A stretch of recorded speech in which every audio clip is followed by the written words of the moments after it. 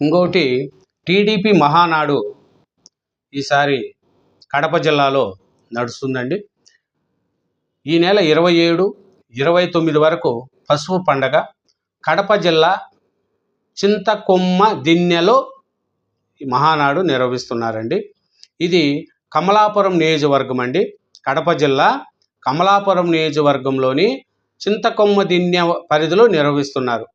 అక్కడ మహానగర ప్రాంగణంలో 120 ఎకరాల పొలం సదును చేసి 27, 28, 29 తేదీల్లో మహానాడు నిర్వహించడానికి ఈసారి కడప జిల్లాను వేదిక అయ్యింది.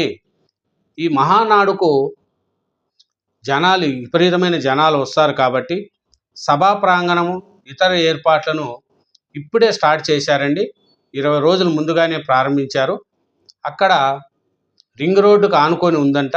ఈ 120 ఎకరాల్లో స్థలాన్ని సదును చేసి మహానాడును కడప జిల్లా కమలాపురం నియోజకవర్గం చింతకొమ్మ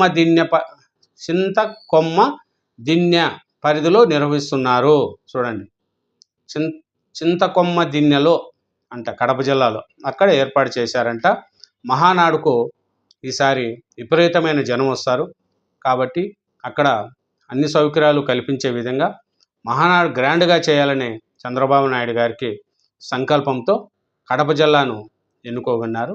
ఇది మహానాడు జరిగే 27, 28, 29లో పసుపు పండగ అని దీన్ని బ్రహ్మాండంగా మహానాడు నిర్వహణకు ఇప్పుడే నడుం బిగించారు.